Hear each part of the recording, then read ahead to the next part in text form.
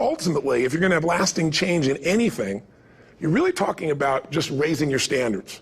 I mean, I always tell people, if you want to know how to change your life, I give it to you in 3 words, boring as it sounds: raise your standards. And what does that mean? Corny as it sounds. Raise your standards. Oh, thank you for the breakthrough thought, Tony. I'm glad I wasted my time watching this little email with you. But think about it. Lasting change is different than a goal. You don't always get your goals, but you always get your standards. Maybe it would help you is to think about it this way. I try to explain standards to people with a different set of words. Think of it as everybody in life gets their musts. They don't get their shoulds. Like, think about it.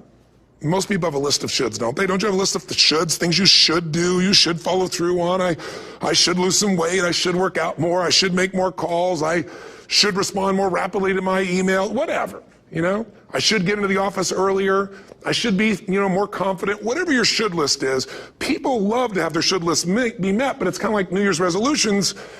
If it does, it's really exciting, but if it doesn't, which is most of the time, it's a little disappointing, but you kind of know it's not going to happen.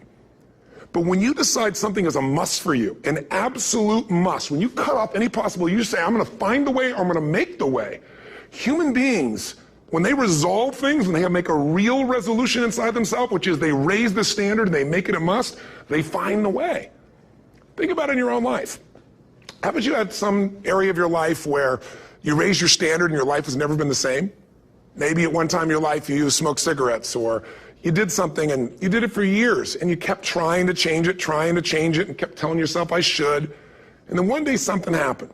Something just clicked you over. Something took you over that kind of tipping point.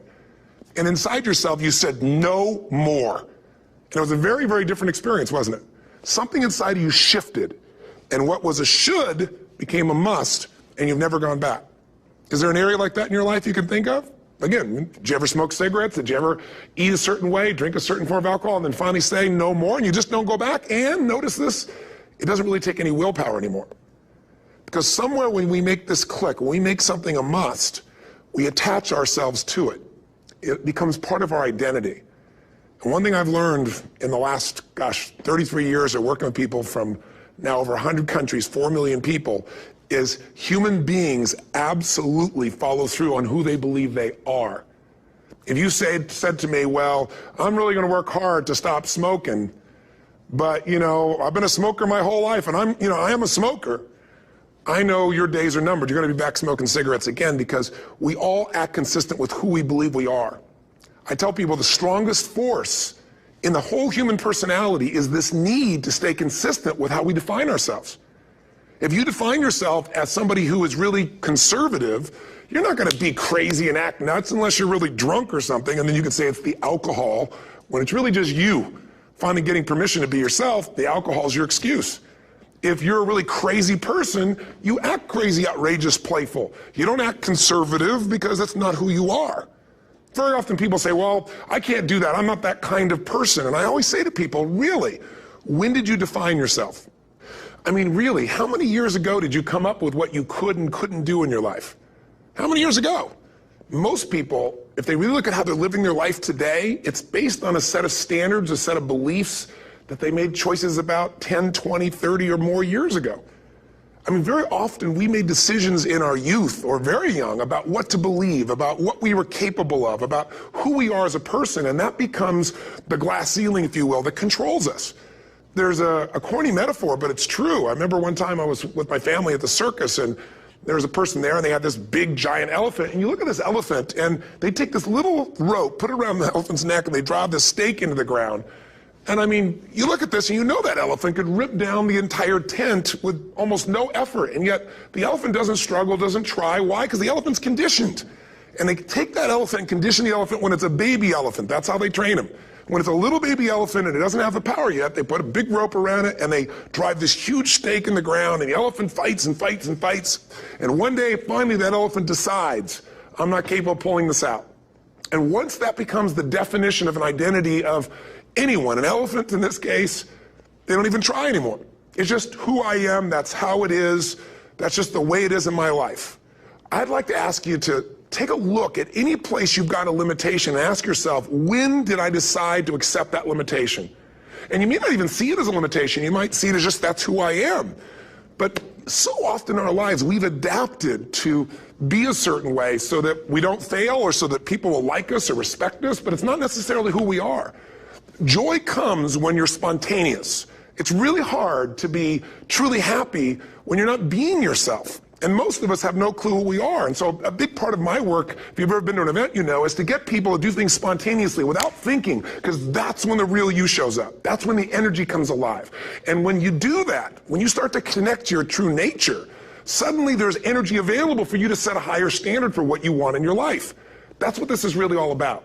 And when I talk about standards, when I talk about, shoulds versus musts, think about your own life.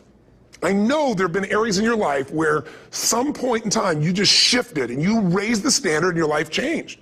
Because whatever people have their identity attached to, they live. We live who we believe we are. That's just how it works. It's just kind of like, I'll give you an example. Look at your physical body. Your physical body today is an absolute reflection of only one thing, not your goals, not your desires, but your standards. The identity you have for yourself. If your standard is you're an athlete, then there's a certain amount of strength, a muscle tone, and energy that's available in your body on a regular basis because that's who you are. And so you do whatever's necessary to maintain that identity. Again, the strongest force in the human personality is this need to stay consistent with how we define ourselves. Because if you don't know who you are, you wouldn't know how to act. Once you lock in on that identity, your brain finds a way to keep you there. If you say, man, I'm overweight, I've always been overweight, I'm big boned, and that's the story you've got, then you're going to always find a way to get back there. That's your settling point. That's your identity. That's where things lock in. If you see somebody who's in really great shape, you ask them, do you work out? You know the answer. Yes. How often? And they'll tell you 3 times, 4 times, 5 times a week, whatever. In a seminar, I'll ask people, who here works out at least 5 days a week? And I'm stand up. And you look around that room, and you know that they work out 5 times a week because you can see their body. You don't just get a result without some kind of action, without some form of ritual. Ritual meaning actions you do consistently. Now, do you think those people that are out there working out 5 days a week, do they have more time than you do? Or I have, or anybody else? Of course not. Is their life less busy? Of course not. It's just a must for them. They must work out that way, and they've made that turn and their life's changed. So I'm not saying you have to work out 5 days a week. I'm just saying whatever you really want, wants don't get met consistently. Standards do. Whatever you identify, this is who I am. And so it's not so much about changing your identity as it is expanding it. Deciding that, instead of your goals to lose 10 pounds, which is not compelling, what if your vision was to get back to my fighting weight? This year, this month, this next 90 days, I'm going to transform my body. I'm going to take on a new challenge. I'm going to find some technique or strategy, there's a million of them, that can reframe myself where I want to feel younger, stronger, more vibrant than ever before. Here's my reasons. Because I want the energy to really make my life work. Because it's tough out there, and I want to be stronger than I've ever been before. I want to go in front of the mirror, and if I'm naked, not, want to laugh. I want to look there and take a good look and go, yeah, I'm proud of whatever I see there. Whatever it takes, something's going to make you laugh, smile, something's going to tease yourself, but something's going to move you to another level. If you identify yourself in a new way and you own that every day, and that becomes the standard of how you live, you'll find the way to make that standard real.